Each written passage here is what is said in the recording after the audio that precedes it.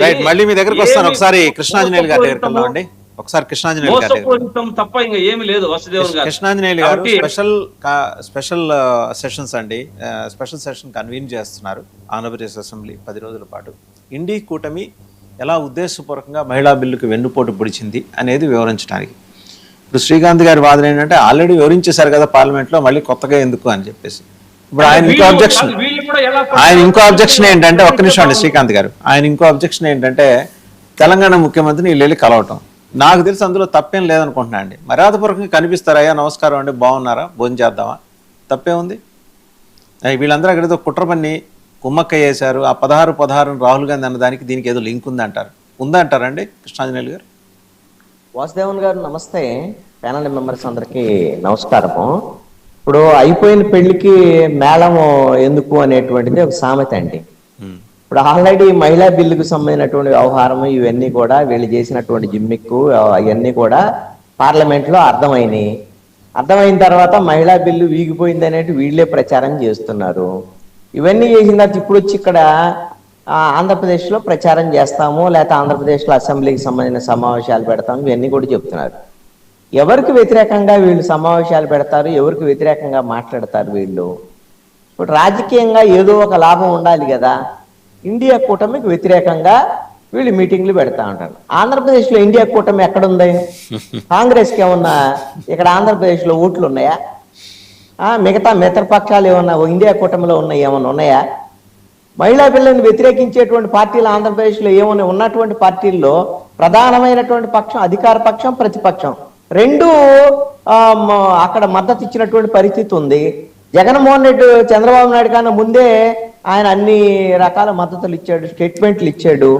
మొన్న పార్లమెంట్లో ఈ బిల్లులు ఇవన్నీ వీగిపోయిన నేపథ్యంలో ఇదన్నీ కూడా దక్షిణాది రాష్ట్రాలకు నష్టము, ఇది మహిళలకు నష్టము, ఈ విధంగా కొన్ని పార్టీలు వ్యవహరిస్తున్నాయని జగన్మోహన్ రెడ్డి స్టేట్మెంట్ ఇచ్చాడు. దీంట్లో క్రెడిట్ కూటమి ప్రభుత్వానికి వచ్చేటువంటిది ఏముంది అసలుకి? ఇది ఒక పిచ్చి పని తప్ప ఇంకొకటి ఏం లేదు.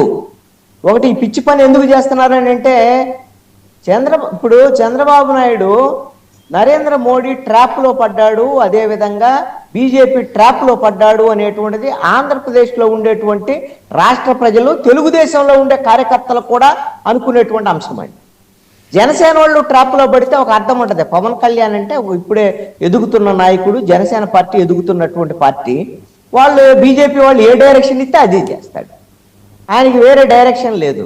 ఆయన చెగువేరా అంటాడు, లేదు అని అంటే సనాతని అంటాడు, ఆయన ఇష్టం వచ్చినట్టుగా ఏదో ఒకటి మాట్లాడతాడు. ఇవన్నీ బీజేపీ కోసం ఏదో ఒకటి మాట్లాడతాడు. అది ఆయనకి చెల్లుబాటు అయింది. ఆయన ఏదో ఇతనికి తెలియదులే కొత్తోడు అని చెప్పేసి అనుకుంటారు. చంద్రబాబు నాయుడుకి 40 ఏళ్ల రాజకీయ అనుభవం ఉండి ఇలా బీజేపీ ఆడించినటువంటి ఆటకి తోలుబొమ్మలాగా ఆడేటువంటి పరిస్థితి ఇది నవ్వు తెప్పించేటువంటి అంశంగా ఉంది. నేను ఒకటి అడుగుతాను, అసలు మొన్న పార్లమెంట్లో పెట్టినటువంటి బిల్లుల్లో మహిళా బిల్లు ఉందా అండి? 3 బిల్లులు పెట్టారు, మహిళా బిల్లు ఉందా దాంట్లో? 3 బిల్లులు ఏం బిల్లులు?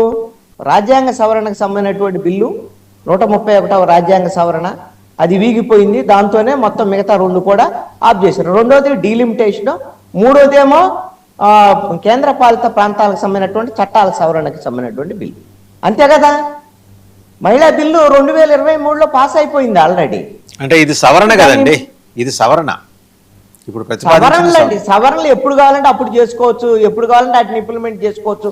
మీకు తెలుసో లేదో, ఆల్రెడీ ఈ పార్లమెంట్ సమావేశాల కన్నా ముందుగానే దానికి సంబంధించినటువంటి మహిళా బిల్లు ఇంప్లిమెంట్ చేయడానికి ఏ విధమైనటువంటి ఇబ్బందులు లేవు అనేటువంటిది కూడా ఈ కేంద్ర ప్రభుత్వమే చెప్పింది.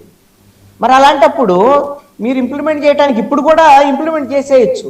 దానికి ఎవరైనా అభ్యంతరం పెడుతున్నారా? ఏ పార్టీ అన్న అభ్యంతరం చెప్తుందా మహిళా బిల్లుకు సంబంధించినటువంటి విషయాలు?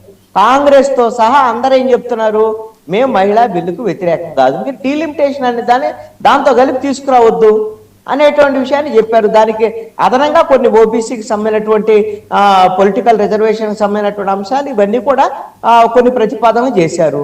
నిజంగా కేంద్ర ప్రభుత్వానికి చిత్తశుద్ధి ఉంటే, బీజేపీకి గిన చిత్తశుద్ధి ఉంటే, మహిళల పట్ల వీళ్ళేదో మేలు చేయాలనేటువంటిది గిన ఉంటే, మహిళా బిల్లుకు సంబంధించినటువంటి విషయంలో రేపు పెట్టండి మేము మద్దతు ఇస్తామని ప్రియాంక గాంధీ, రాహుల్ గాంధీ చెప్పారు.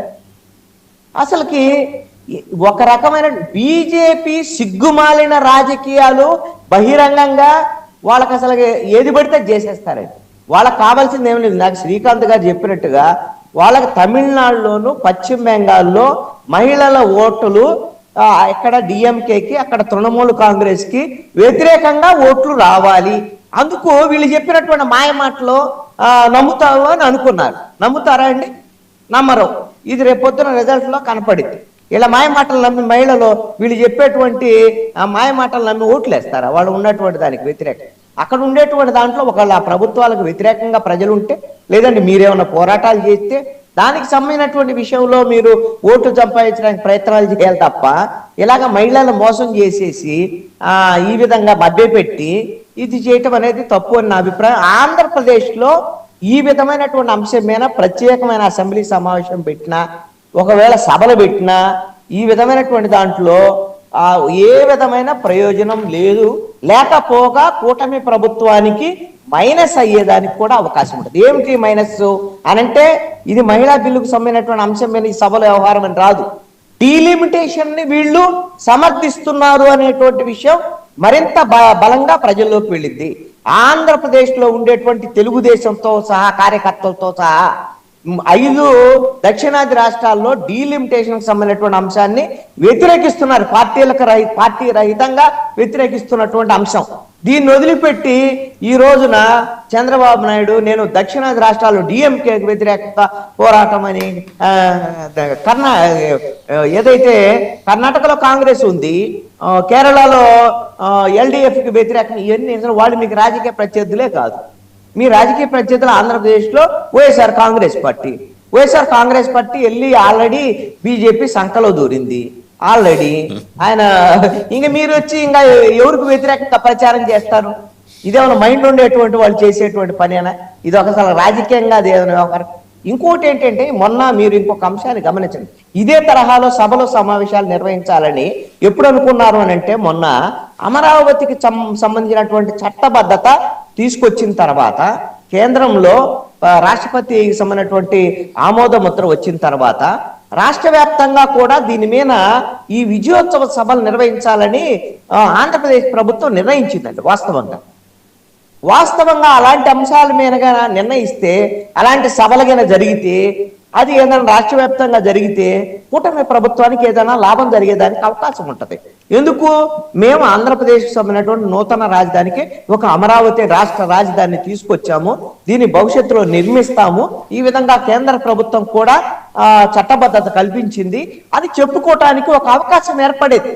ఏదైనా సరే ప్రజలకు మేలు జరిగినటువంటి అంశాన్ని ప్రజల దగ్గరికి వెళ్ళి చెబితే వాళ్ళు నమ్ముతారు, సంతోషపడతారు, దాన్ని పండగ అంటారు. దానికి సంబంధించినటువంటి అంశాన్ని ఇతర కలిసి చేసుకోవాలి. అంతే తప్ప నరేంద్ర మోడీకి అవసరమైనటువంటి భజన్ని మీరు వెళ్ళి చేశారనుకోండి, ఆ భజన చేస్తే నవ్వుకుంటారు, తిట్టుకుంటారు ప్రజలు అనేటువంటి విషయం గమనించాలి.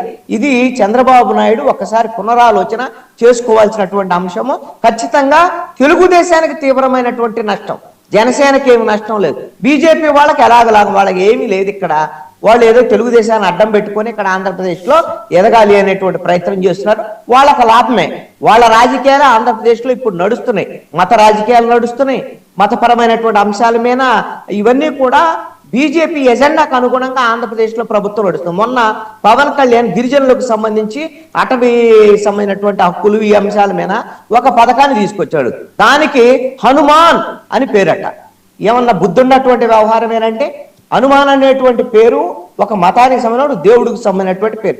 ఒక పథకానికి ఎవరు పేర్లైనా పెట్టచ్చు, తప్పేం లేదు. మనము మత రహితమైనటువంటి పాలన అందించాలి అనేటువంటి అంశము మన రాజ్యాంగంలో మనకు ఉన్నప్పుడు నువ్వు హనుమాన్ అనేటువంటి పేరు ఒక ప్రభుత్వ పథకానికి పెట్టడం అనేటువంటిది ఎంత మేరకు సమంజసం? మీకు ప్రభుత్వం అధికారం ఉంది, మీకు మెజారిటీ ఉంది, మీ ఇష్టం వచ్చినట్టు చేసుకోవచ్చు. ఇదంతా కూడా బీజేపీ ఎజెండాకు అనుగుణంగా ఈ రోజున ఆంధ్రప్రదేశ్లో రాజకీయాలు నడుస్తున్నాయి.